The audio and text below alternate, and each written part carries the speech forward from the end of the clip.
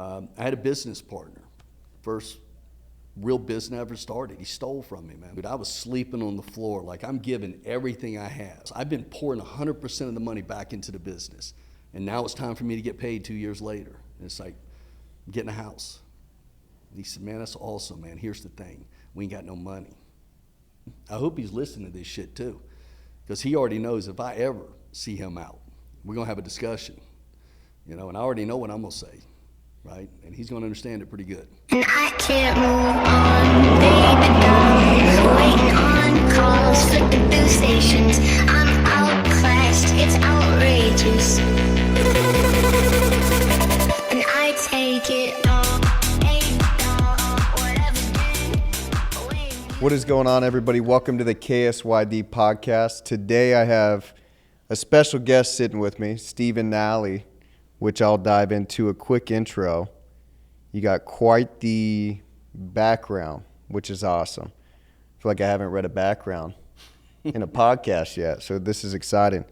So Stephen Nalley is an entrepreneur, real estate executive, author, military veteran, and founder of Blackbriar Advisors, a real estate investment firm specializing in acquisition, repositioning, and turnaround for distressed assets.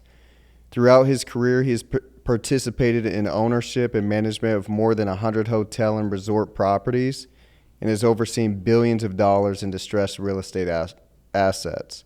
Before entering into the business world, Stephen served in the United States Army's 10th Mountain Division as a light infantry squad leader. His military experience helped shape the discipline, leadership, and resilience that became the foundation of his entrepreneurial success. Following his military service, Stephen earned degrees in healthcare administration, business administration, and law, creating a unique blend of operational, financial, and leadership expertise. He is a member of the Forbes Business Council, a contributor to the Entrepreneur magazine, and the author of multiple books focused on leadership, business growth, real estate investing, and personal development. Known for his philosophy of relentless pursuit, Stephen teaches leaders and entrepreneurs how to apply discipline, resilience, and strategic thinking to overcome adversity, to build successful organizations and create lasting impact. I'm reading that. It's exciting to be here with you. That's a lot. That's sick. I sit here this last day and a half I've spent with you has probably been the most growth as a leader that I've had in my career in 6 years. I know I haven't told you that yet, but it helps me identify a ton of areas where I can grow as a leader, where we can push and challenge ourselves more to be able to be better leaders for the people in our organization or the people that depend and count on us. Before we dive into leadership, I want to understand a little bit about your upbringing and what set you up for success into rolling into being an entrepreneur. I know you had mentioned a couple things of your first million you made, you didn't get paid your first million. Yep.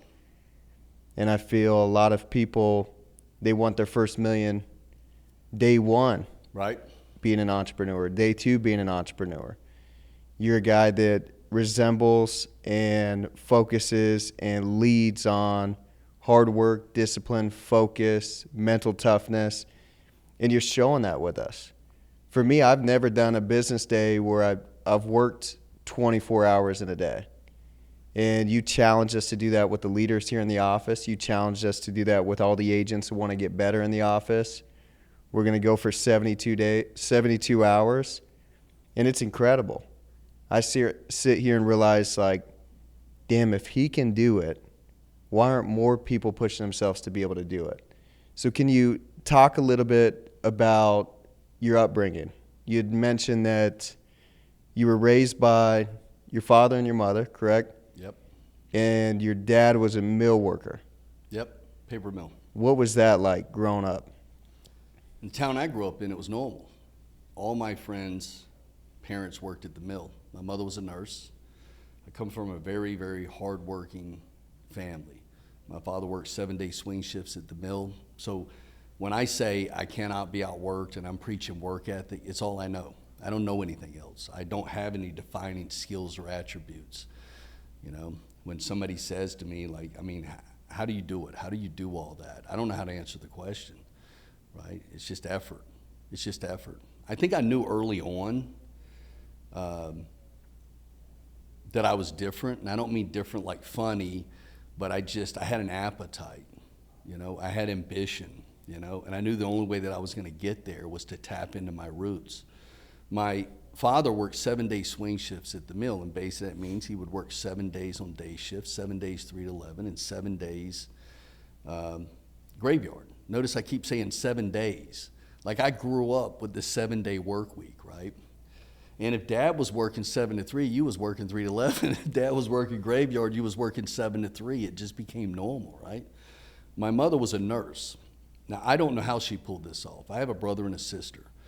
Like, Mom worked like 60 hours a week, never missed a ball game, never missed a cheerleading event. I don't know how she did it.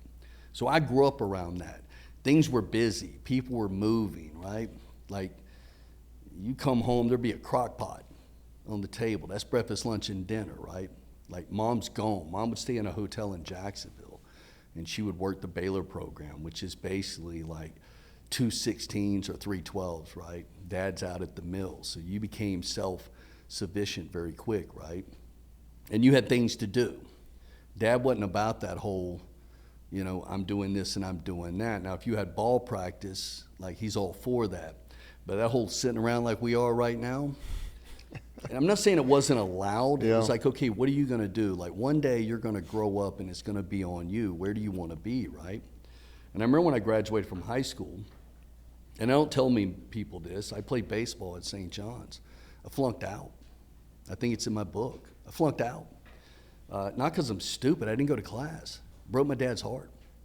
And I remember him saying, well, what are you going to do? And I said, I'm going to go be a light infantry commando. And he said, boy, get the hell out of here. You can't even go to class, man. Like, what's going on, right? And I said, well, Dad, can you get me a job at the mill? He actually went and put me on the do not hire list at the mill. Like, there's no way in hell you're staying in this town, you know? So I said, well, I'm going to go in the Army, you know? Like that, already patriotic. I mean, you go as far back as I can remember in my ancestry. Everybody served in the military, right? Like, that was the right feel for me. And somehow or another, I knew that I wasn't mature enough. Like, I needed somebody to man me up, and if I stayed home, my dad's gonna kill me. I say that jokingly, right? Like, but I had to do something, right? I was on academic probation, couldn't play baseball. I mean, literally, that's a funny story in itself. I'm getting ready to get on the bus to go, like, play Santa Fe or something. Coach comes over and says, hey, you're not eligible, man. And I said, what are you talking about? I'm hitting like 360. And he said, no, you got bigger problems than that. You can't even go to school.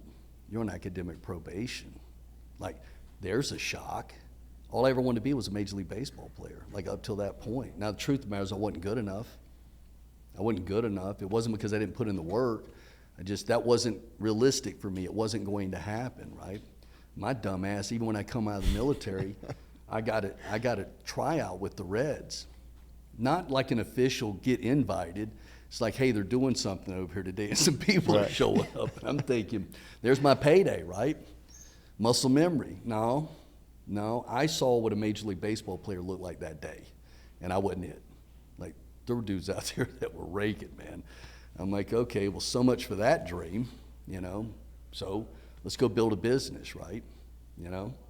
So academically, I said I have to ramp this up. I got a lot to learn. And for me, it wasn't learning.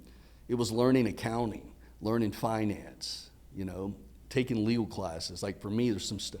I want to build this business, right? So I need to know some stuff, right? Like, because I knew I didn't have any money. So literally my first company, I did everything and failed miserably. You know, I was the accounting guy, I was the legal guy, I was the ops guy, I was like everything, man, and just failed miserably. And I said, I need more knowledge. And that permeated all the way through today. I have degrees that aren't on that bio, you know. I'm literally, if you go to my LinkedIn page and you go to the certifications, I mean, pack a lunch, you're gonna be there for 3 days. Like, I'm always in school. I'm taking a class right now at Yale, contract law too. It's like it never ends for me because I'm constantly seeking leverage, a leg up, right? And I think you and I were talking the other day, you know, and I think it was my dad that first said that to me, and if it wasn't, it was my mom, you know, that philosophy of, Mom, I'm not good at math. She's like, you've been taking this class all year. Like, what you mean you're not good at math? Maybe you're not good at math because you're not putting the work in, you know? And I'm like, no, Mom, I'm really not good at math. It's like, then you need to be an expert at math. And I think that's where that started. So every time I identify a weakness, I'm like, I got to triple down on that. Like, I can't wake up tomorrow and that still be a weakness. You know, you ever met that guy that's like in his 40s and he's like, yeah, I'm just not good at this. And it's like, well, when did you know that? Well, probably when I was about 14. It's like, I don't get that, right? I have weaknesses, right? But I'm working on them. Like, I'm working on them. I realized spending the time here with you in the last 2 days, I got a lot of work to do when it comes to sales. What I've been doing is marketing. See, I thought it was sales, but it was marketing, right? I got a lot to learn. And I figure if I can get that rub off of you and these guys here, there's another opportunity for me to take my game to another level. So for me, it's always just been about striving, and that started with my family because everybody worked. You know, everybody preached education, even though my father had a high school diploma, but he preached, you know, you need to do better, man. You know what I mean? You need to do better. Your kids need to do better. Like, we can do better than this. You know what I mean? And it's on you now, right? My sister, too. My sister's a nurse. My brother is a general contractor. It's like that's the way it got pushed, right? Like, no, you need to do more. Like, you need to do better than us. And somehow or another, I ripped the brake out of my vehicle, if you will, and my foot's been on the gas ever since. My parents were champions, man. Like, I couldn't do, literally, I got high praise even when I failed. It's like, good job. I see you failing. And I'd be like, what the hell? Yeah, go out there, man. Make them mistakes, man. You know, get in there, man. Go find adversity. What you mean you don't know what adversity? Go find it. You know what I mean? Like, that was always my thing. And I think you've seen that in the last 2 days. I'm constantly, every 15, I'm trying to create adversity. Right. If I can't find it, I'm going to create it. If something's not pushing up against me, I'm going to force it out of myself. Like, it's a mode, you know? But that comes from Dad saying, boy, you ain't doing nothing. Do something. Like, do something. It's going to become a habit. The consistency, right? Like, why do I have to tell you at 7:30 in the morning that this needs to be done? It's like day 12 of this, right? It's a habit now. It just gets done, right? And I think probably one of the most powerful things about my upbringing was there were no limitations. There were no limitations. You know, we tell kids today, like, come on, man, you might be taking on too much. My parents were like, go fail, man. Seriously, go fail because it's the only way you're going to learn. And honestly, I don't think I've ever learned anything from succeeding, right? The success is a result of the I did it wrong 12 times, right? Surely the 13th way is the right way, boom. And it is, right? Like, I mean, do you feel that way? Do you think you ever learned anything from a win? No, I understood early on that pain produces progress. So anytime I failed early in my career, I was like, damn, I don't like the feeling of this. Yeah. I want to work really fucking hard to not feel this ever again. And that was the same thing in football. If I missed a tackle, I didn't like watching film and watching me miss a tackle over and over and over again. Or missing a play or being misaligned. I was like, I have to work harder to not allow this to happen. Right. So when I got into business, if I wasn't good on the phones or if I wasn't good at communicating to the clients, I didn't like that feeling. So how did I have to change that feeling? I had to get good. So I had to fail more often early in my career than have success. And I did a year of failing. Yeah. Which is the best thing that ever happened to me. See, that's the thing, and you said it, because that aligns with me, right? It's like, if you're winning all the time, you're not stretching, you're not growing. Like, you've perfected that level that you're at, right? And that's okay if that's what you want. Like, you can rinse and repeat, and you can do what you need to do, right? But if your goal is here, you're going to have to fail a couple more times. Like, you're going to have to get out of that comfort zone, and you're going to have to go fail. I was terrible. Kind of like, you know, you telling me your story, man. I mean, people were looking at me like, this guy? Who brought this guy here? Like, I couldn't get it right. I had this strong Southern drawl. That's another thing. In Putnam County, people speak real slow and they use a lot of slang. And that was another thing I went through. I'm dealing with people in New York, man. They don't understand what I'm saying. There's a lot of y'alls, yuns, you know, and I had to break those habits. But I was a mess. See, I got caught up in the beat the hell out of it. Like just, and the problem was I wasn't progressing because I wasn't putting work on the knowledge. Like I was crazy. I was like the Tasmanian devil, man. People were like, God, that dude is stupid, man. But you ain't gonna outwork him. I've never seen somebody put in a 72-hour day and absolutely get nothing done, be in the same spot that he was, except everything's a mess, right? And then a mentor sat me down and said, hey, listen, you're a pretty smart guy. What I don't understand is why you're so stupid being as smart as you are. And I'm like, well, I don't know if that's a compliment. Like, how does that make sense? And he says, Steven, you're not working on knowledge, man. My God, man, everybody's impressed. We've never seen anything like it. Like you have a motor, an engine, which is crazy, right? But you're not accomplishing anything. Right. Why don't you do this? Why don't you focus on learning something? And not in the academic sense, but I've watched you badger that about 20 times. You just keep doing it the same way. Like, how long before you start asking yourself, why is this not happening? Like, why am I not getting what it is I'm trying to get? And that was the first time I ever wrote a script. You know? Nobody told me to write a script. It naturally happened because I wasn't in a sales organization. So I'm writing, you know, trying to figure out, like, what's the best word and Xing this out. Like literally as I'm on the phone talking to somebody, I'm Xing out words and writing in words. It got so bad at one point that I'm asking for feedback. I'd be on the phone. That's back when I had BioPoint. I'd literally be on the phone, just break down and go, hey, look here, man, I don't think this is gonna happen, but can you do me a favor, man? You know, let me hit you with this and you give me some feedback, you know? And they'd say, yeah, I mean, why not, man? Call scheduled. And they would tear me up and say, okay, listen, no. I was that guy telling me, hey, how's the weather over there? Right. These are dudes making money. You know what I mean? I said, what the hell you mean, what's the weather? I mean, like, I'm trying to have a conversation, you know? What's the weather like? Hey, what are you doing today? And they're like, man, I ain't got time for this shit, you know? But once I got it and I found my natural voice and I just started being me, and that was the breakout thing. One day when I just said, screw it, man, I'm just gonna be me. And then all of a sudden, magic started to happen.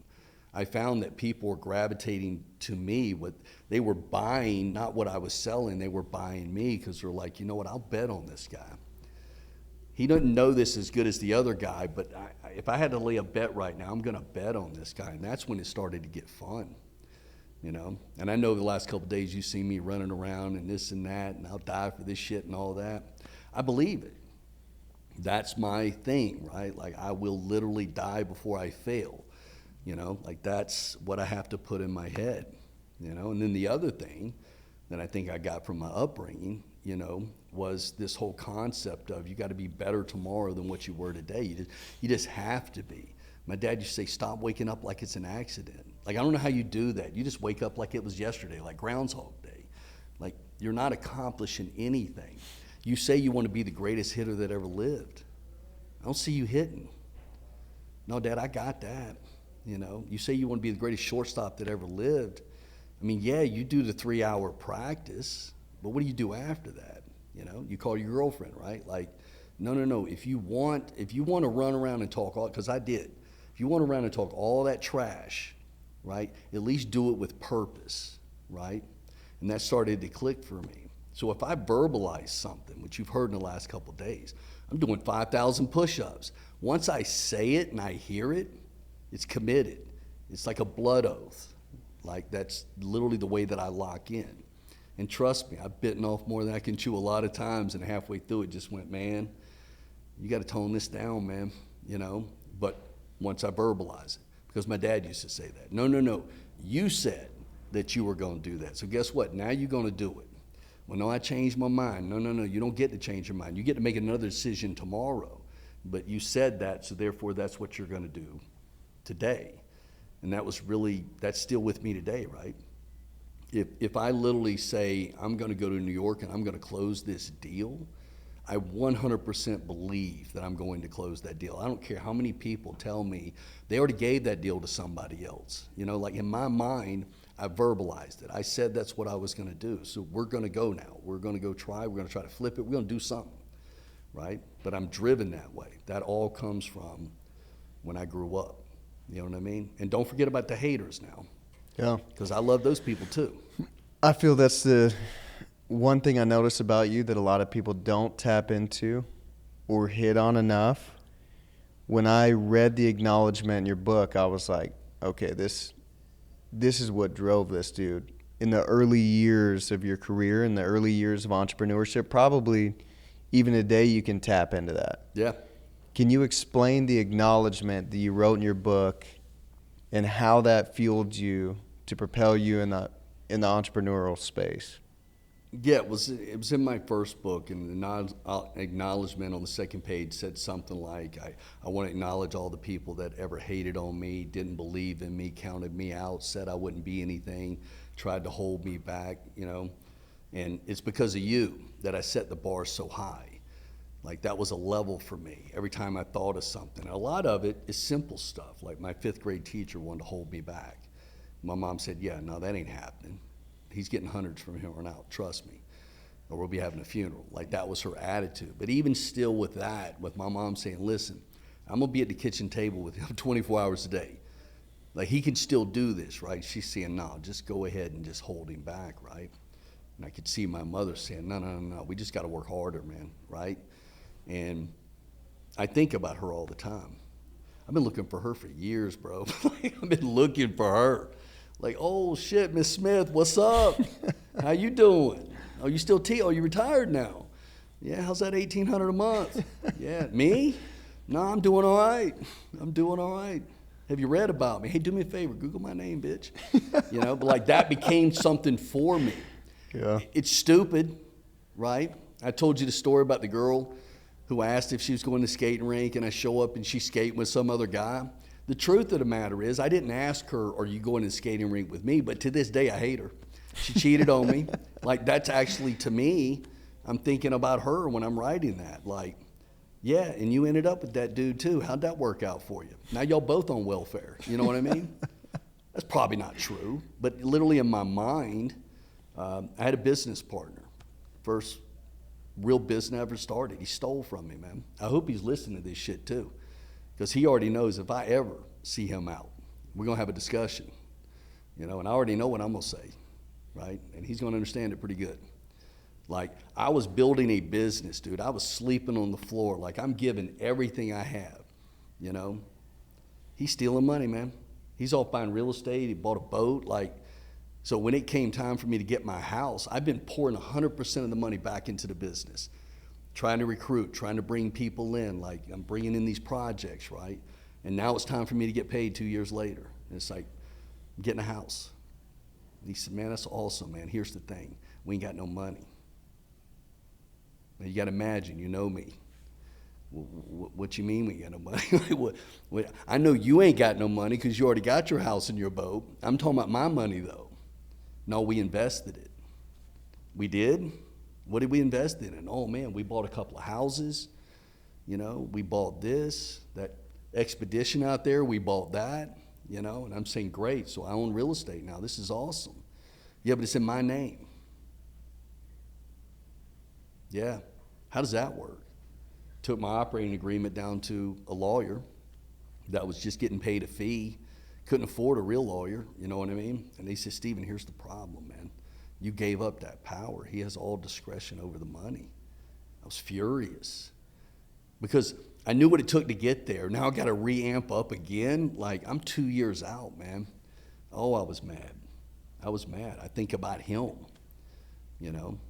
How old were you at that point? 27, 28.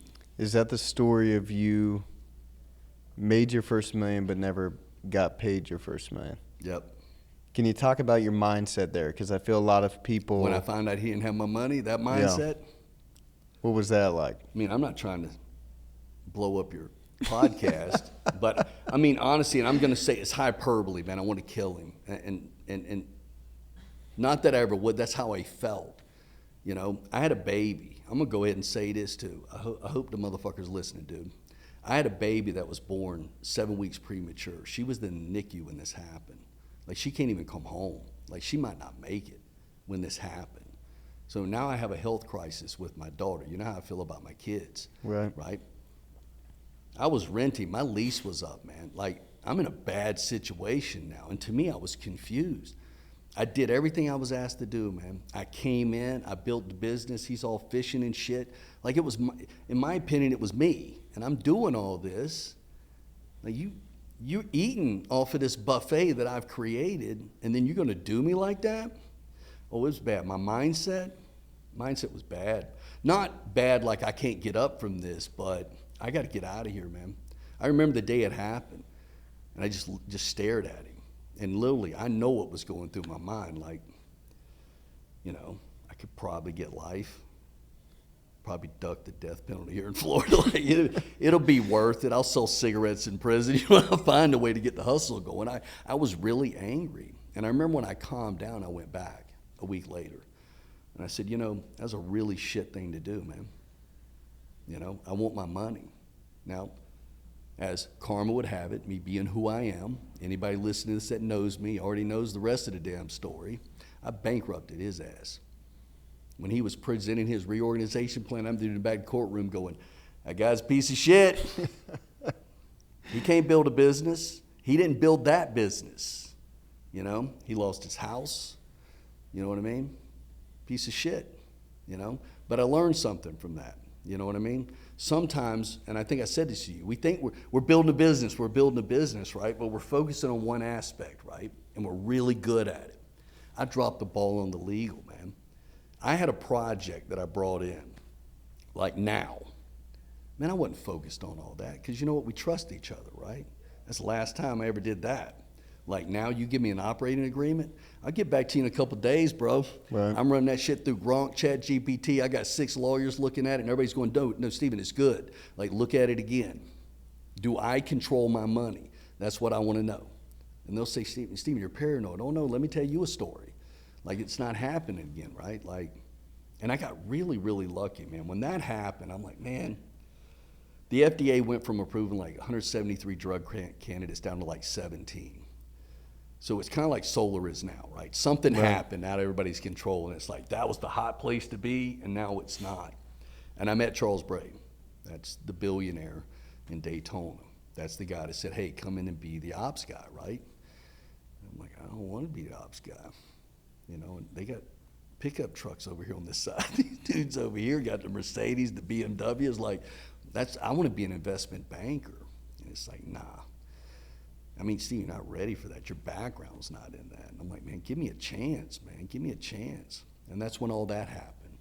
You know, I come in, I say, don't pay me, right? I'll do that job, which is a full-time, like, real responsibility job. And all I ask is that I get to participate, man. Just let me be in the room, man.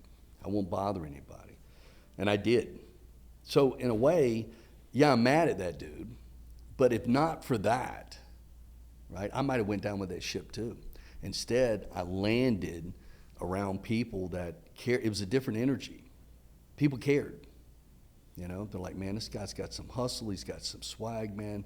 This dude's working his ass off, man. We like this guy. We want to help him, right? Like, that kind of became the thing. Now, nobody's like sitting down with me saying, let's do a 12-hour study session. But for the most part, I felt like, you know, I was wanted there. And what I loved was I was low man on the totem pole. I'm like, that's the best spot for me, man. Because now I have to, once again, I got to stretch. I got to keep up, man, you know? And I loved it. I loved it, dude. I saw people cracking all over. You want to talk about high pressure? My partner was a Navy SEAL. We're hustling, man. I mean, like you guys are doing here, man. People going home at 4:30, and I'm going, man, I'm taking this bitch over, bro. I'm taking it over. And he'd be like, oh, come on, man. I'm like, no, dude, seriously, within 2 years, I'll be running this bitch. And I did. And I did, because the competition was so weak, so lazy. Yes, they're educated people, but nothing's getting done. Everybody's running for the door at 4:30, man. Like, I literally would finish everything I got to do, and then I would say, okay, what's got to be done by tomorrow? Everybody's gone. And it'd be like, well, this and that, prep this deal or whatever. And it's like, well, I don't know what that means. And I would tell my boy, the Navy SEAL, Steve Bose, I ain't doing nothing tonight. Let's figure it out. By the time people would come in, the worst thing had happened for them. We figured it out. And slowly but surely, people started disappearing. You're fired. You're fired. You're fired. You're fired. And then one day I'm just sitting there and I'm going, well, ain't really nobody left. I got an idea. Let me run the shit. And it's like, all right. And then I did make it. The junior partner of Ocean Waters became my 50-50 partner in my next venture, which was Inner Circle. And we built that company. We had 2,500 employees. We had a slew of hotels, right? We were doing deals. That was during the good times, man. We're slinging and banging, man. Times were good. But once again, I had somebody to run with, somebody that could match that injury. This guy was a savage, man, and I loved it.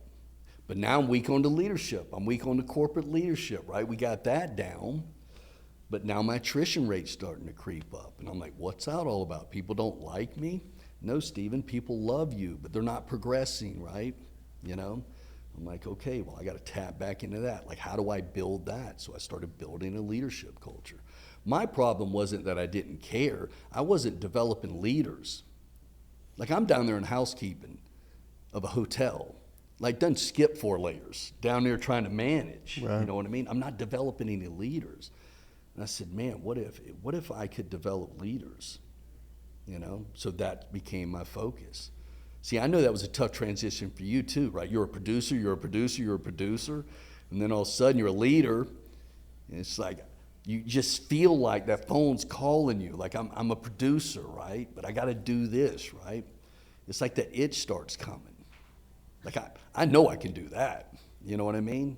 But I got to be a leader, and that's what it felt like for me. So now I'm a leader. I'm a full-time leader. I'm developing people, right? And then I fell in love with that.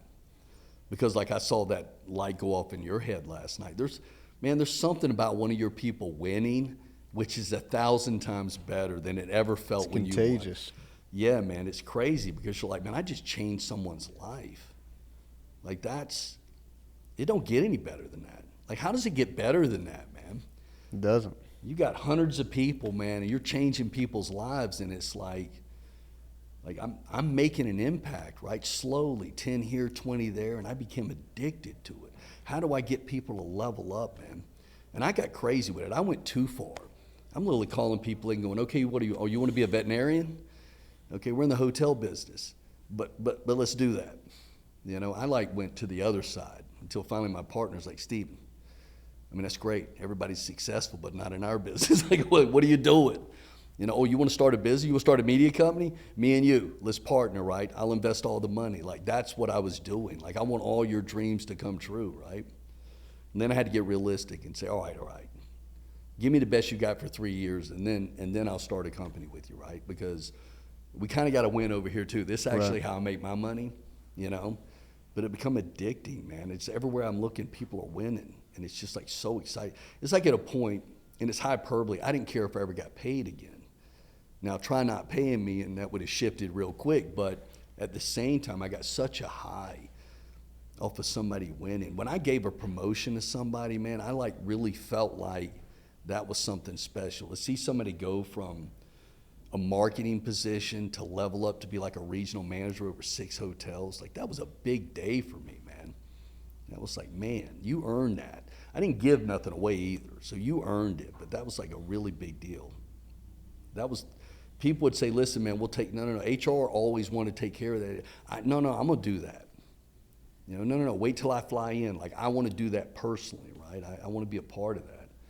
Yeah, man, it's great. I feel you experience waves of this as well.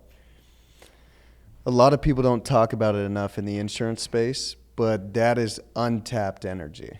Like, go get new blood in the business. Yeah. Go get new hungry people in the business. Go find people that want to win, that have big goals, that want to work hard, that want to show up with you, that want to get here early and stay late. For me, that's untapped energy. That's why you see people go hard for a year, 2 years in insurance, like in our industry, and then kick their feet up, or they start coasting. For me, I realized there's an infinite amount of energy in the new people coming in that have big goals. Yeah. I feel that's what you've experienced in a lot of your career, and Well, you're you too. explaining it in How many your times business. you went home to your wife and said, man, I found a dog. I got somebody to run with now, man. Every week. Like there's a new guy just came in, man. Like I'm here, right? I got to go here now, and I love it.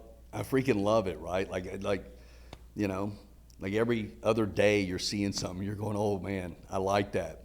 I like that. You know what I mean? Makes me feel young. I'm 57 years old, but when I'm here, I feel 24, man. It's like contagious. I feel it.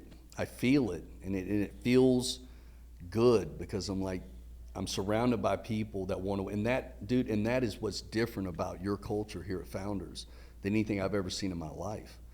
I mean, I see this culture of everybody wants everybody to win. Man, what sales organization? It's competitive, right? Only one guy at the top of the leaderboard. Nobody cares. That thing that Riley did the other day when somebody's not even in his leg, and he goes and offers a guy some knowledge. I mean, come on, man. That dude's a competitor. Like, I feel that here. That stuff last night at 4 in the morning, I say last night at 4 in the morning, I haven't seen anything that powerful in 20 years, man. And it's all coming from young people, man. Usually you got an old guy in the room coming up with some stuff like that, right? Like, there's a lot of experience here. Like, the experience I've had here in 2 days, right? Like, if I wanted to get into this business, I'm talking to you. I don't even need to go talk to anybody because I guarantee you this doesn't exist anywhere. The sincerity of it. Like, I'm hooked, you know? That's why you're getting all this passion out of me when I'm speaking here, because it's like, how do I not give everything I have? These people are animals, like, and I mean that in a good sense, man. Like, how do I not pour that out of me? And it comes out of me naturally because that's the environment, right? That's what it is for me. At some point, it's not about the money anymore. And that's what I sensed about you. It's not about the money anymore, right? The money's going to be there, right? It's how many people can I get on this journey with me? Like, I don't want to be celebrating at a picnic table by myself at the end of this, man. I want 1,000 people that are talking about we all made it, right? Like, that's what I want. That's what I've always wanted. How do I get as many people to the top of this mountain? And the good news about guys like me and you, if you tell me, Stephen, I want it, but you're going to have to drag me, okay, I'm going to drag you. You know what I mean? I got no problem with it, man. I'm going to remind you every day about this conversation, right? Because if you fail, I can't sleep on it's my fault. I can't do that. You know, if you fail, you're going to have to do it on your own. You're going to have to tell me you just can't take it anymore. But I don't see how people hate winning. How do you hate winning? Like, that don't make no sense to me, man. You know? I feel there's a big disconnect. Obviously, different generations, but my generation, they want to win. They just don't know what it takes to be able to win. So being able to join people that can help you understand what it takes to be able to get from where you're currently at to where you want to go. And that was the biggest thing that pissed me off early in my career. When I sucked, nobody was telling me I sucked. Right. So I'm dialing the phone. They're like, good job, keep it up, ring the bell. I'm like, the next year when I figured out I sucked and all those people were lying to me, I was furious. Right. I'm like, why did nobody tell me I sucked? Why did nobody tell me, hey, figure this script out? Why did nobody tell me, hey, get good at communication to be able to connect with these clients? Well, that's why you're so good at what you do in the organization that you built, because you experienced that. And you're like, dude, I'm going to expedite your learning curve. I'm not going to let you sit out there and just keep failing like that. Like, we see you.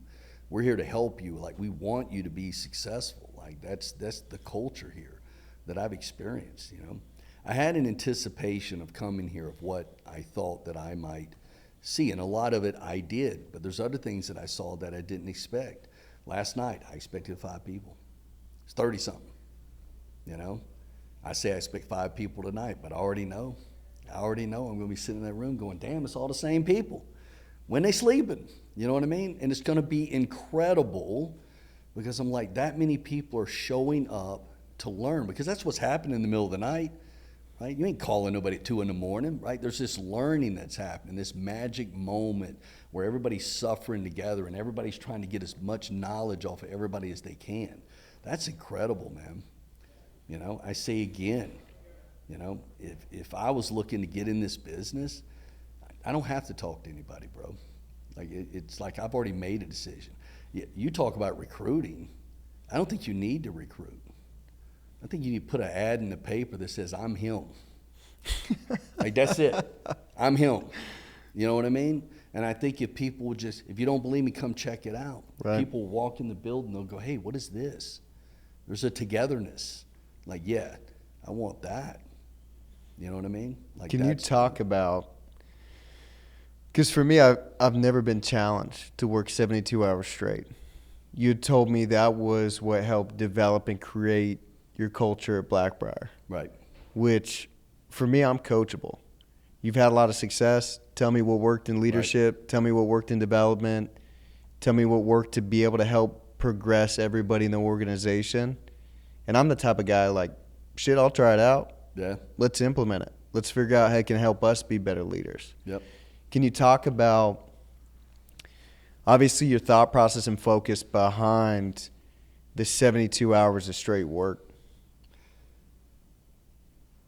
It's the only test I could figure, you know, like to figure out who wants it, who's in it to win it. Like, I don't know another way. Like, I could ask somebody, just sit somebody down and say, hey, how bad do you want it? I want it bad, right? How far are you willing to go to get it? Like, I'll go the whole 9. But then you say, okay, guess what, guys? We're going to run training, volunteer training for the next 72 hours. I'm not sleeping. I will be here for the full 72 hours. By the way, I'm also knocking out 50 push-ups every 30 minutes, you know? And then all of a sudden, all those people during the day, like, I'm here for it, man. Like, you know how many people were talking trash to me yesterday? It's kind of quiet now because we're approaching the second night. It's starting to get quiet, right? Like, that hits you, right? But then dudes stay.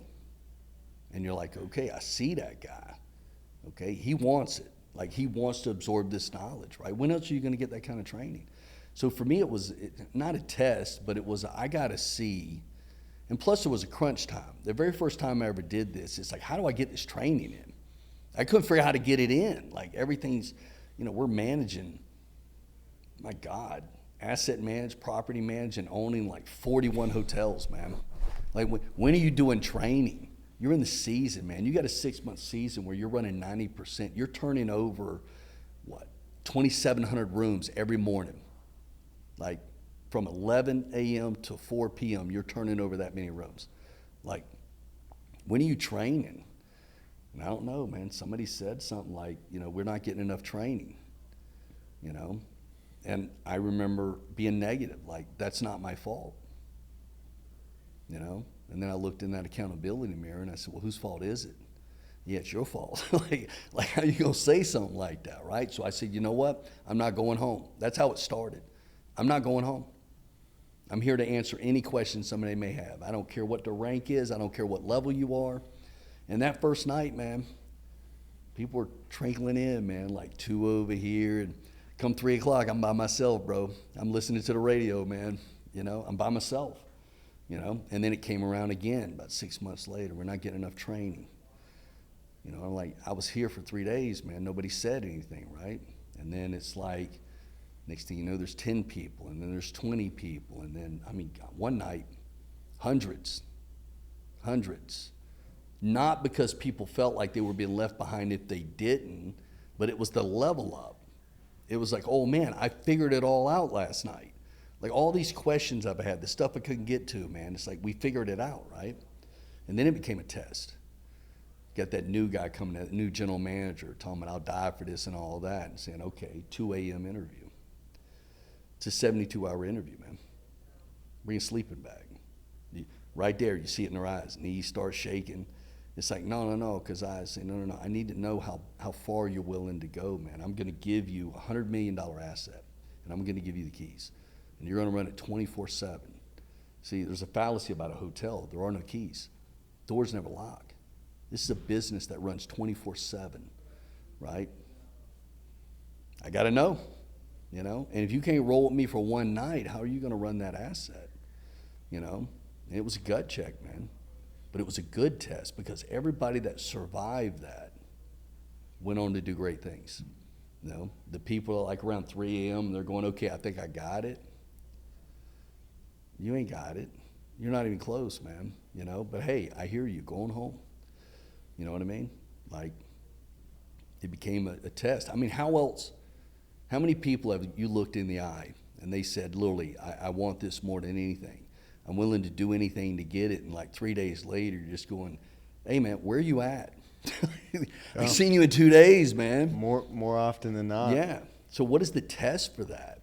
Because people lie, and they don't even mean to lie. When they said they really wanted, they really did.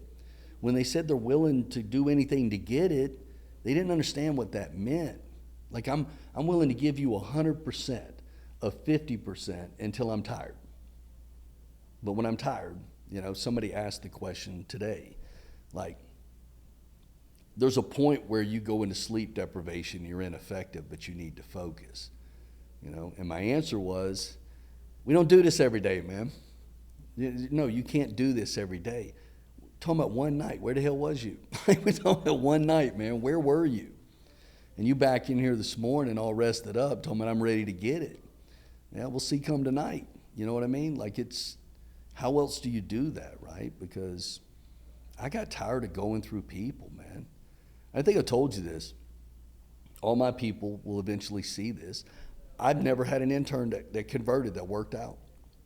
Never. You know, I know a dude, I'm not going to put him on Front Street. This dude chased me for 3 years. I want to be you, man. What are you looking for? I'm looking for somebody to take over my company and run my business. I'm that guy. I'm that guy. Had all the pedigree. Like, I thought he was that guy. 4 days later, he's like, man, this ain't for me, man. I said, we didn't get started, bro. We didn't get started. What do you mean it ain't for you? No, man, I can't keep up this pace. And I'm like, are you kidding me? Like, what do you mean you can't keep up the pace? This is the life, bro. Like, this isn't a stay awake for 72 hours. We're just doing the job, man. This is the life. This is every day. This is the off season, man. Like we're not even working yet. Oh, it's just too many decisions, and how can you be 3 places at once? And I'm like, it's the job, bro, you know? But nobody's ever survived that because everybody wants to make 6 figures, right? But what they want to do is they want to do that working 18 hours a week. Like, I may be exaggerating a tad, but really, you know, what is the path of least resistance? I've had so many friends that were going to go to law school. They wanted to be lawyers, right? And next thing you know, I see them in 3 years. Like, how's it going, man? Yeah, I'm in a paralegal program. I'm like, paralegal program? Like, I thought you were going to law school. Yeah, man, that takes 4 years. The paralegal program's 18 months. And then I see them a year later, like, hey, how's that going? I'm a legal assistant. Got this shit on a Saturday, you know? And I'm like, how do you go from wanting to be a Supreme Court justice to a legal assistant making $12 an hour? How does that happen in the course of 2 years? You know, because it keeps settling. Well, I want to be a lawyer, but it's a lot of work. Here's an easier path. Plan B, plan C. And I say, man, if you got a plan B, you ain't gonna make it. I agree. You're just simply not going to make it because you're going to settle. I've been running around saying this like crazy. Like, I want that Lamborghini. But 30 days from now, it's kind of like, well, how much does a Toyota Celica cost? Because I can get that with low miles. I mean, literally, they just start settling. I don't want to do the 80 hours. What can I get for 60? You know what? Screw that. That's tough, too. What can I get for 40? You know? What can I get for just showing up? You know what I mean? I'm like, you can get a bicycle. Like, I don't know, right? But that mentality is there. Like, how do I get there, you know? Just run around talking crazy stuff. And I do it, too.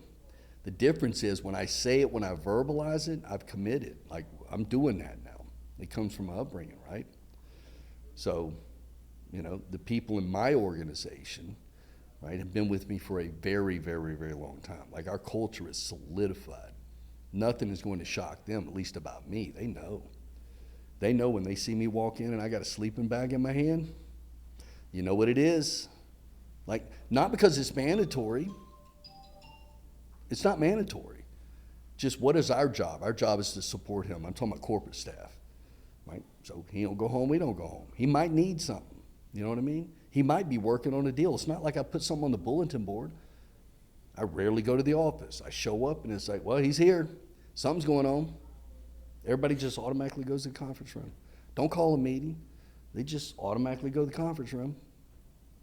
I put my stuff down, I walk in, and they're like, what's up? Ready. Who we gonna kill today? What's up? What's the deal? Like, what are we doing? You know, start booking flights. Roger that. Let's do it.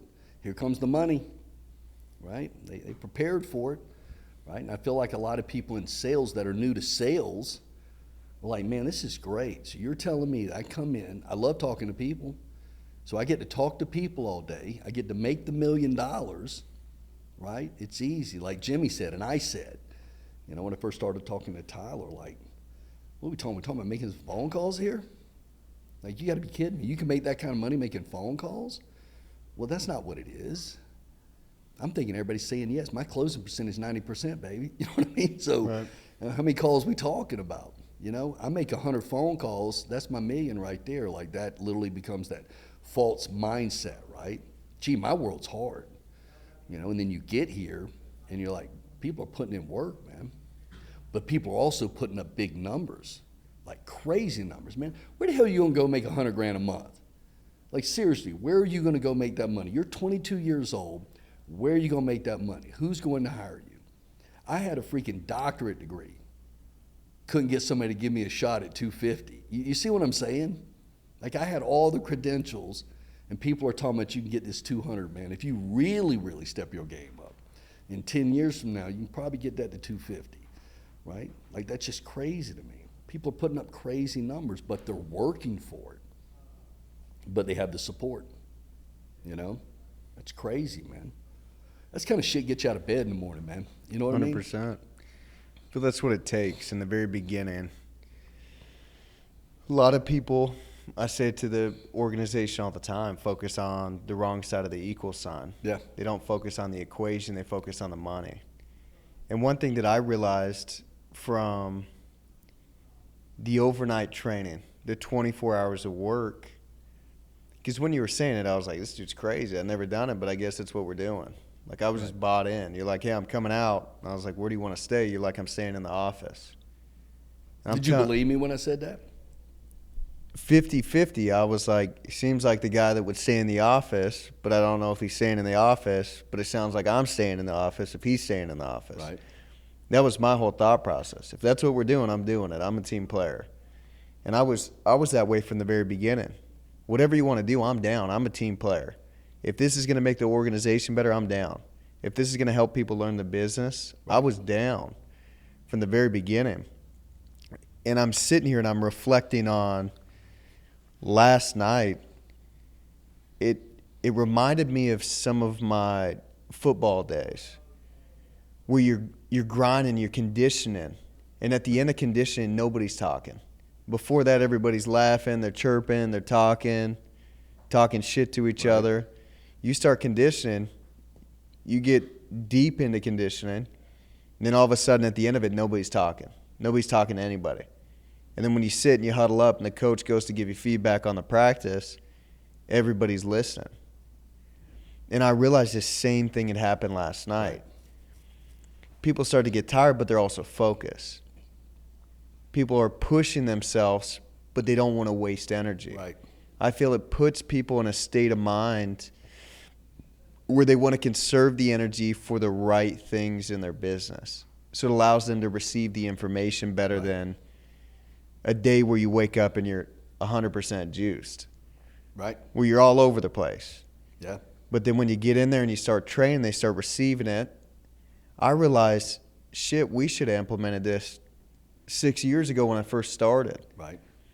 Imagine how much quicker people would get it if they compounded these hours in the beginning. Right.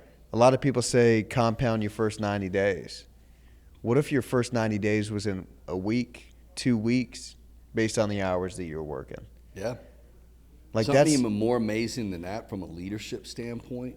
You're looking at the new guys in the room that's getting this rub and all of this knowledge, right? But they're also looking at their leader standing there at 4 o'clock in the morning. And they're saying, I see how he got there. I see it now, right? There's 100 things like that. It's called stagnation. You walk in the office, you're like, man, it's a little flat today. It seems a little monotonous. It kind of feels like yesterday, you know?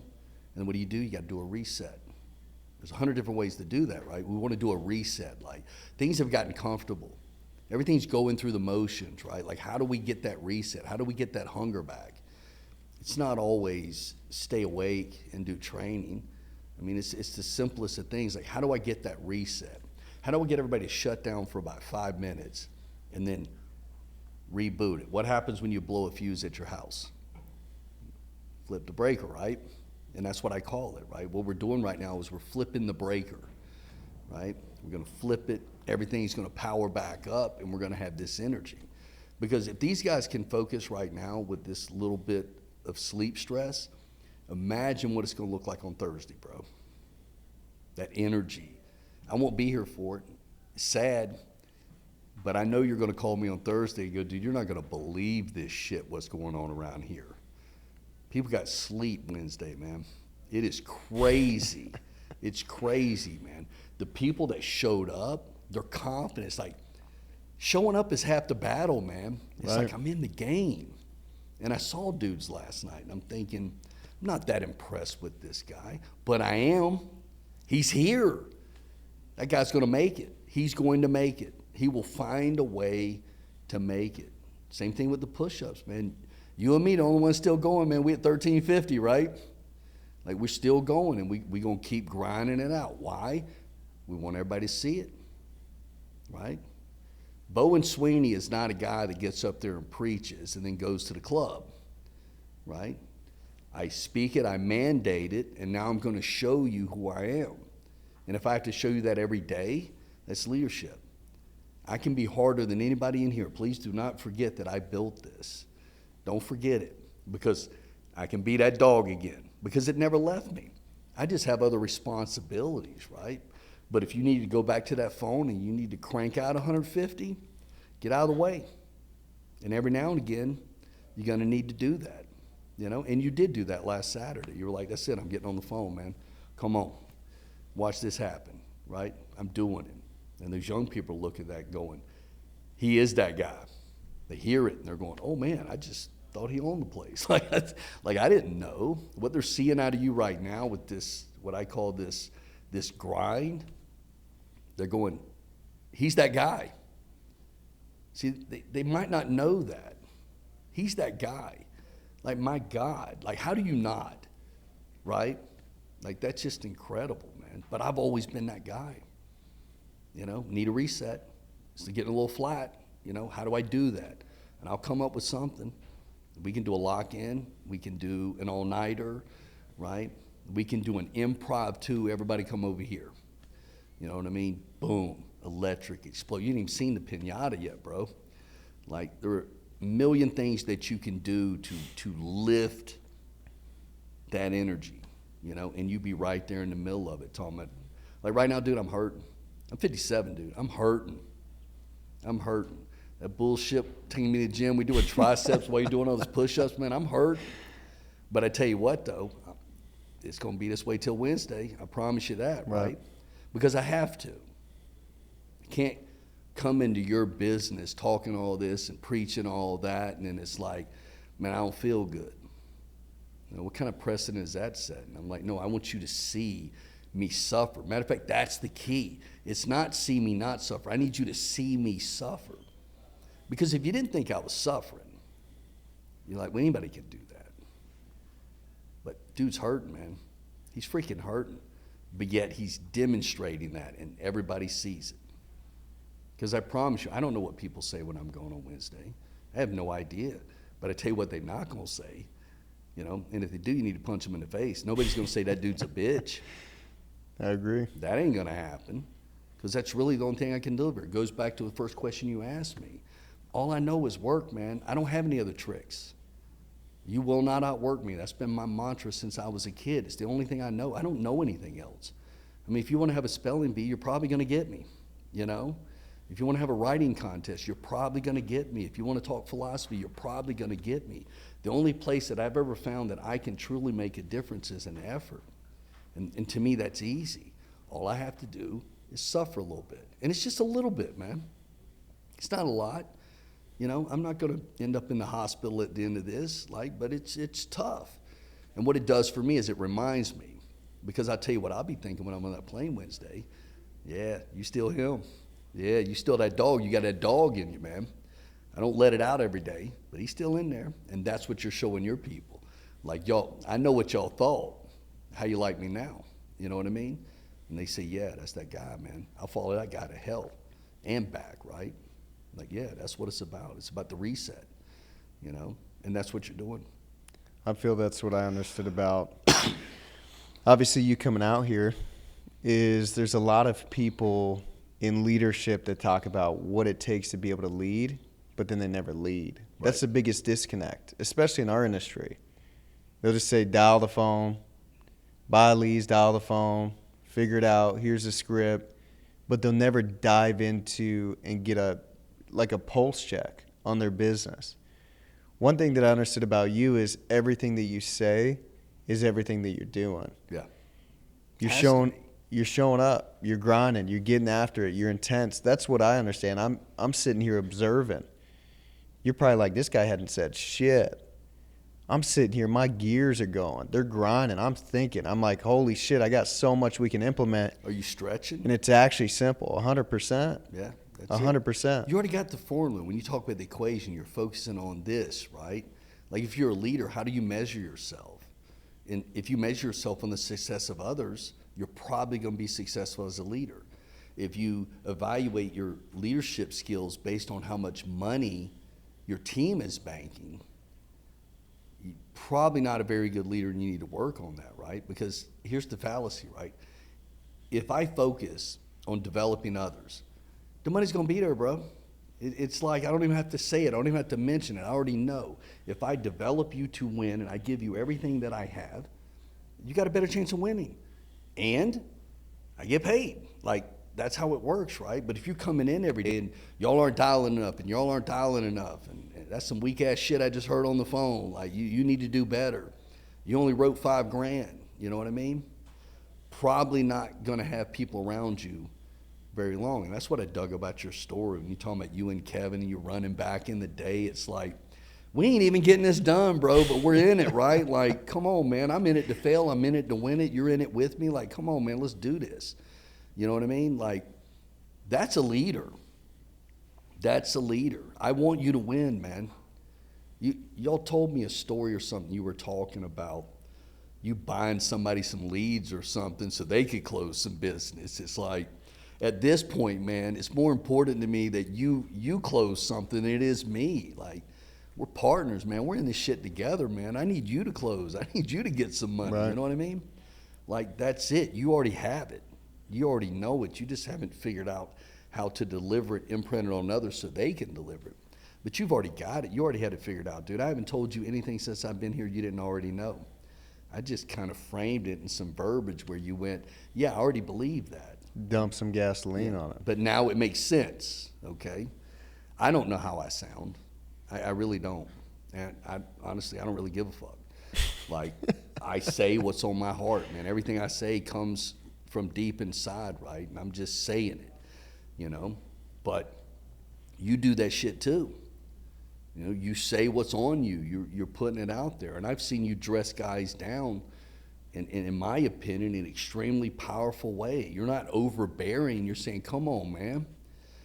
Like, I care more about you at this point than you do. Like, right? Like, we got to get a win, man. Like, that dude's going places. I don't know, the running joke was last night, every time you said that guy's going places, he'd disappear in 50. People just start disappearing. Right. You know? That's how it happens. Like, that's it. I got my shout out. I'm out, you know. But you already have it. But when you already have the mix, just kind of a matter of framing things. And the very first thing I told you when I got here was, don't change you. I don't care what advice you get. You built it. Take information that other people give you and figure out a way to implement it into who you are. Do not change who you are. Do not change your corporation. Don't do that, man. You know, you built it. It's you, right? Incorporate those things in a language which is uniquely you. You know, and I think I said, I mean, I get up in front of a bunch of people, start screaming a bunch of stuff, you know what I mean? People get hyped. Could you do that? If you tried to memorize my script, yeah, you could do it, but it's not going to sound like you know? I could not be you. I couldn't deliver something the way that you deliver it because it has to be you. That's what people are buying into, not the words that come out of your mouth. It's that raw emotion. It's that this dude cares, you know? And I've heard so many stories about these types of organizations. Like, it's like, what do you call it? It's cycle in, cycle out. Hey, Right. I just like to make $1 million a minute, you know? Give me $300. Okay, here's the phone, right? Gee, why aren't you winning? You know what I mean? You've been here 3 hours. Like, what's going on? Like, I don't even know who to call, man. You need to buy some leads, bro. Like, you ain't figured that out yet? Like, what the hell's a lead? You know? It's like, that's how I feel about the industry. That's what I expected to see when I got here. Right. I expected to come here, see a bunch of people sitting around like, hey, how are you? Yeah, my name's Bobby. How long you been here? 2 weeks. Why are you sitting out here?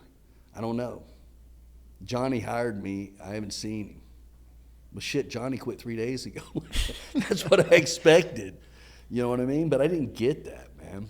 We had to learn. We had to fail a lot in the Yeah. beginning. Yeah. Because that is what the industry puts out is get rich quick, come make money fast, all these things that is very misleading for people. And when they come in, you get a guy like me, like I'm going to figure it out, but I'm also going to be pissed off because I'm going to be like, why didn't you tell me I had to go through all this stuff? And being able to be transparent with people, you're going to gain trust, and you're going to develop partners in your business. You're going to develop relationships in your business. And that's what I understood is if we talk about what they want, you emphasize on what are you willing to go through to be able to get it. Why don't we roadmap what they have to go through to be able to get what they want? That's it. You want that's what you want? You want $50K a month? That's it? Let me tell you what that looks like. Let me tell you what that looks like even after you become an expert, right? Let me tell you what that looks like. Do you still want that 50? You know? Yeah. Bet it up, man. I'll see you at 5 a.m. tomorrow. You know, well, I'm going to come in at 9. Okay, well, let's talk about that 50. Because that sounds like 10 to me. That's the realization to me of talking to people. Let me tell you what that looks like. Stephen, I want to be a CEO in 5 years. Let me tell you what that looks like. You can get there too. Let me tell you what that looks like. Is that you? Well, I know about all that. Like, okay, well, that's what that looks like in 5 years. You want to take that 10-year journey, looks a little bit different. You come in here, you say you want to be writing $500,000 in 4 months. Let me tell you what that looks like, right? Because this whole little we ain't sleeping thing, I mean, that becomes like a permanent thing because you're training at night. You're hustling, training at night. You're on the phone in the day. And those first 30 days in phone calls are scary. They're scary, right? You're just learning. You're sharpening that knife, right? Like you're a butcher. It's like you're getting your licks in, right? You're getting your nose in. You're starting to figure it out, right? That's what it looks like, you know? And I don't see that here. I see people being very, very realistic. Matter of fact, I heard somebody say something last night and you pulled back on it and said, whoa, whoa, whoa, whoa, whoa, you know?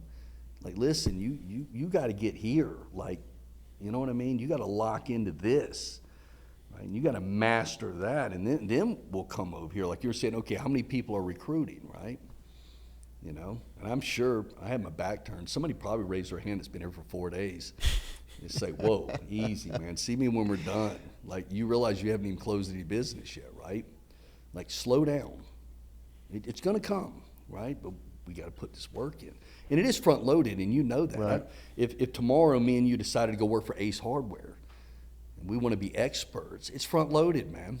Like, where do you think the learning curve happens, right? Like, it's all front loaded. Like, the faster you want to get there, the more effort you're going to have to put in up front to get up to speed, right?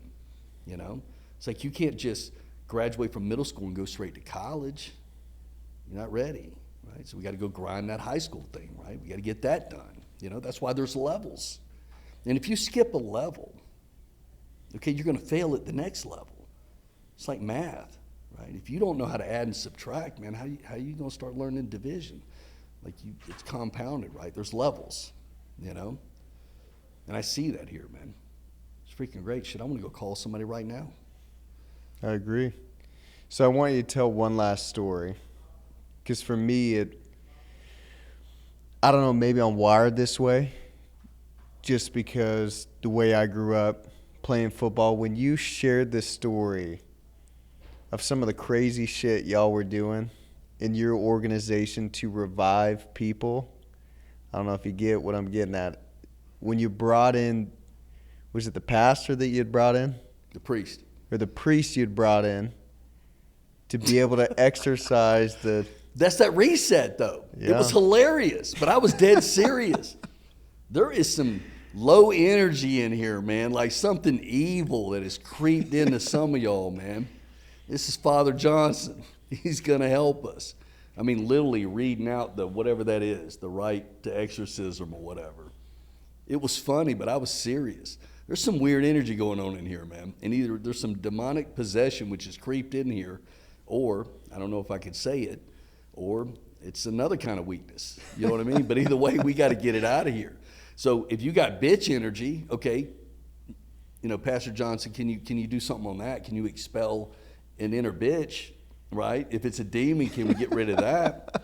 But I will tell you this, that next day, there's memes. You know what I mean? Now being possessed was a good thing. Johnny's possessed, but he's possessed by the Holy Spirit now. Like he's going all out, right?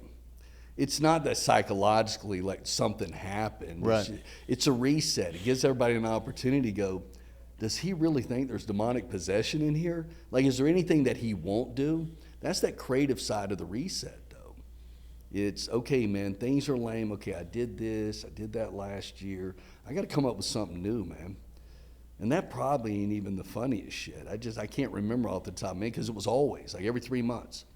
What are we going to do? What are we going to do? Like, I need a reset. I need a reset, you know?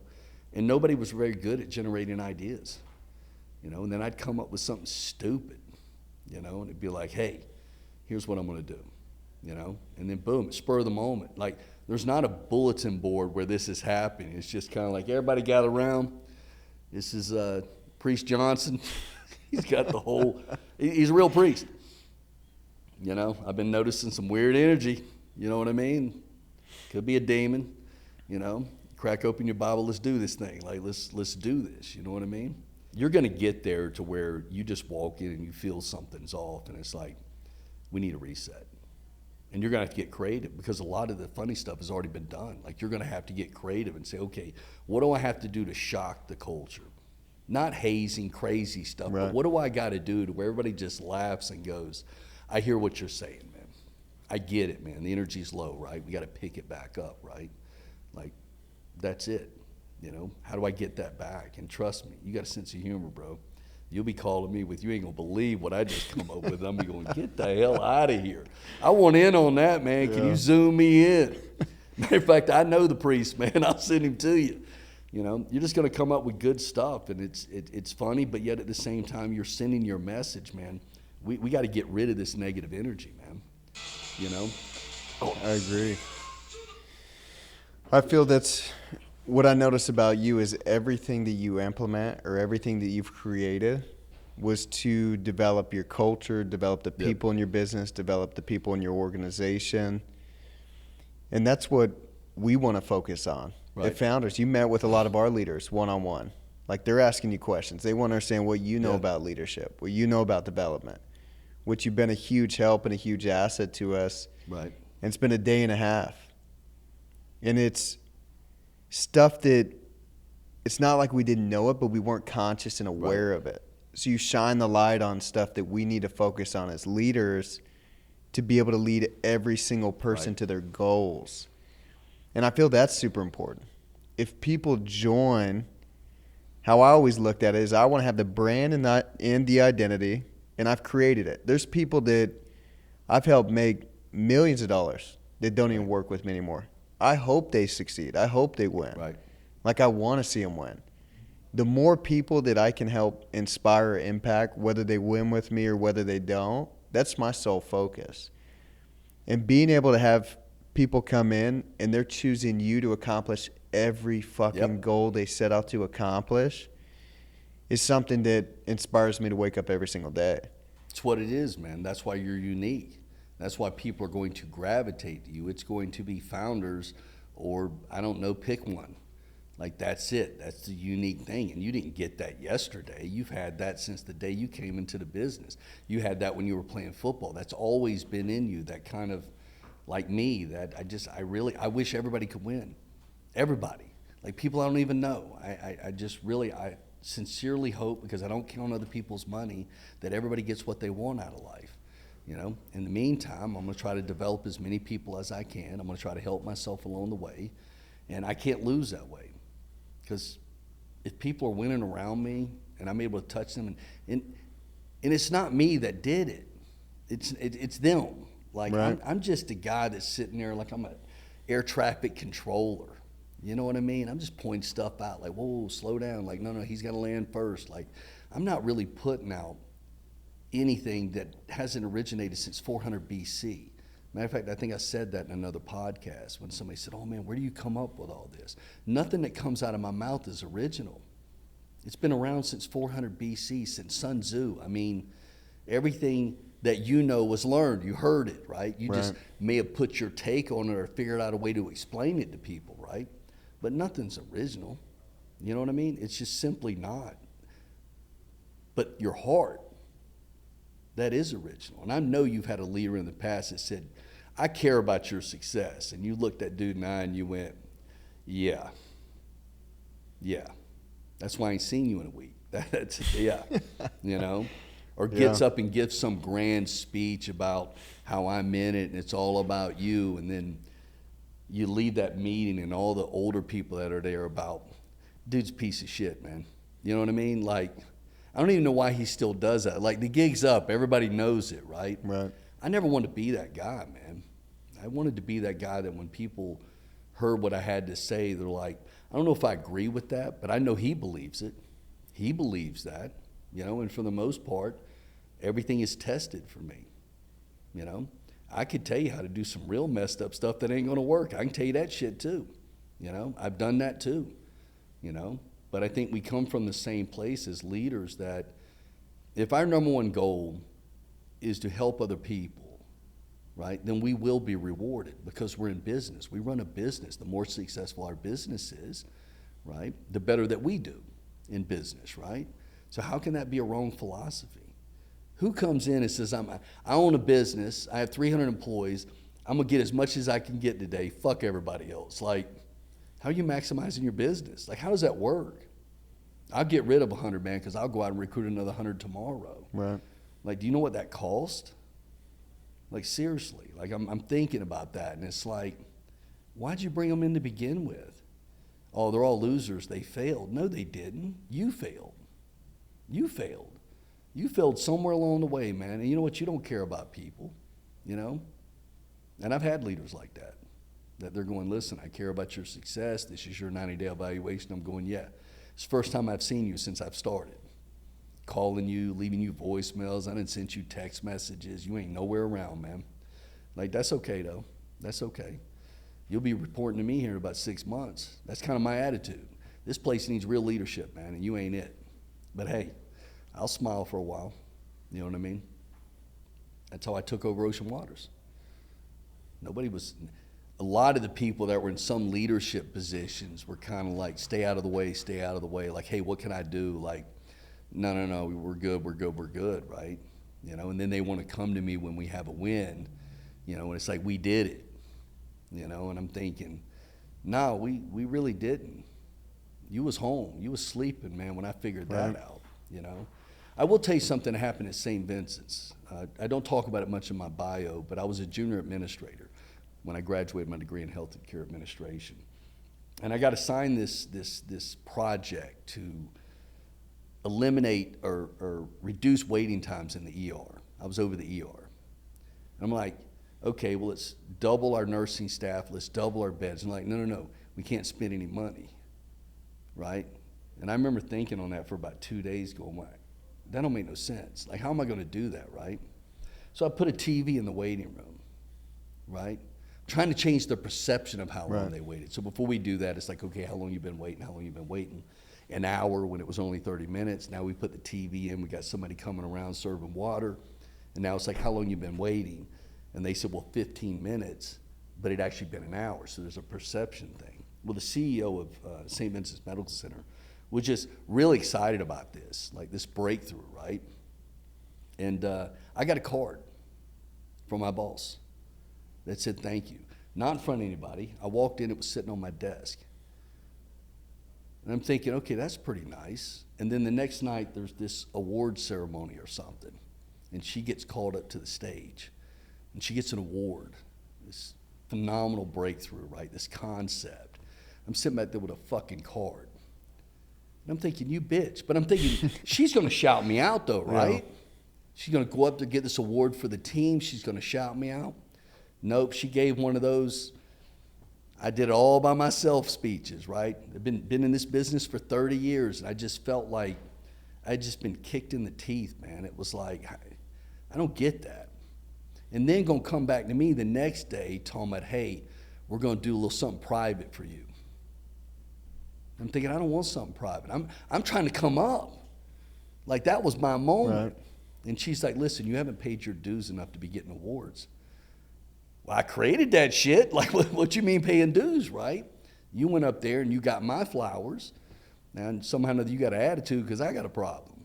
And I left. I left 2 days later. Just straight up, man. That's when I went into the pharmaceutical industry. I said, I can't work for these kind of people. You know, they don't care about my success. I'm like some troll down in the basement. Like, keep cranking out them shoes, man. You know what I mean? Like, I'm not allowed to meet anybody. I kind of just really felt like, I don't know what good leadership is, but it's not that because of the way I felt. And you know this. If you're going out there and you're giving an organization everything you have and you're just getting shit on every day, it's hard, man. It's like, I don't want to be here, right? If you got a guy that leaves your organization and he goes on to write a couple of million somewhere else, that's got to hurt you. Because he wasn't producing here. Like, we got to change some stuff, right? Like, right? Like, maybe that was us. Maybe that was that leg over there. Maybe that was that leader, right? Why is it he was here 6 months, he wasn't successful, and he went somewhere else and he did better?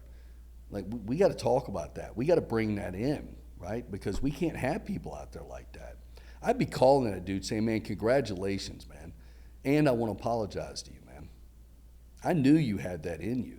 I just couldn't bring it out of you, man. That's on me, but you made good, man. I'm proud of you, you know? That's my attitude. I failed, you know? I can't wake up tomorrow and fail, though, you know? I got to do better.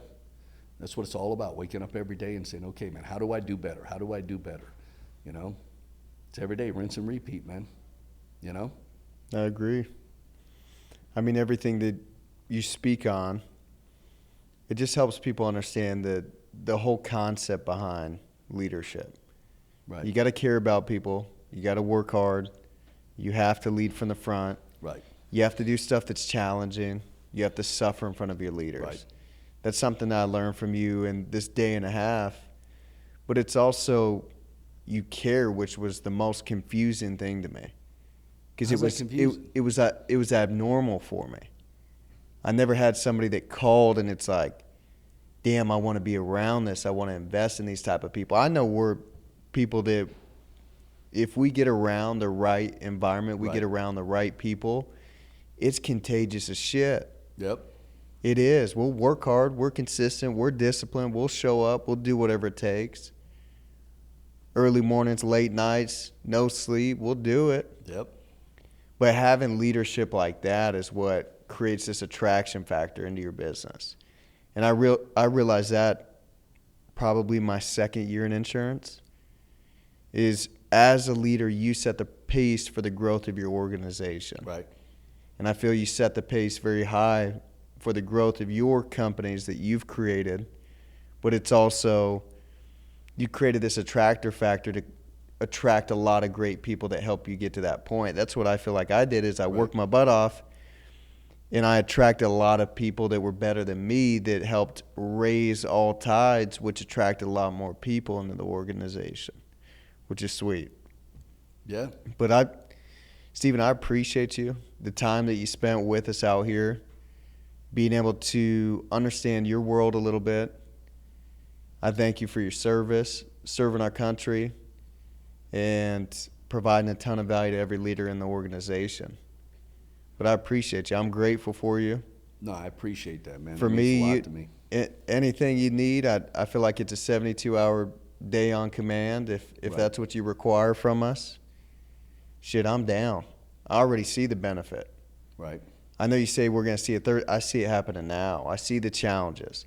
I see being able to persevere, being able to show up when you're tired, being able to work when you're tired, being able to stay focused when you're tired. That's leadership. Yep. Being able to stay composed when you're tired. That's leadership. But I appreciate you. I'm grateful for you. If you guys did take some solid information from this podcast, comment, blow up Stephen Nalley. Yep. This Venmo guy- me. Venmo him. Drop your Venmo. But I feel you have so much knowledge because you were so focused in winning in business. You weren't like all these gurus that was posting all this marketing. Right. That's why I'm like, how the fuck have I never heard of this guy? How have I never seen his shit? Right. How have I never seen these podcasts? As soon as Riley resurfaced a podcast, that shit got sent everywhere. Right. I'm like, this is the leadership Bible right here, what he's preaching. This is what we need to preach. Nobody's preaching this. It's overnight, get it quick. No, he's preaching stuff that can help every single leader in our organization, every single leader in the industry. Crazy about those podcasts? They weren't created for media. It was my way of, I would create it and I would put it on YouTube because we didn't have an intranet to get it to everybody. So I would run a podcast, right? And then I would upload the link via email to everybody in my company. Like, there's the information.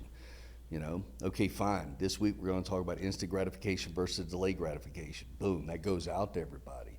Like, I didn't know what Dropbox was. So I'd rip a podcast, right? And that became the hub for everybody to go get it. I never marketed it because I didn't make it for that reason. It wasn't for Right. media. It was to get information to my people.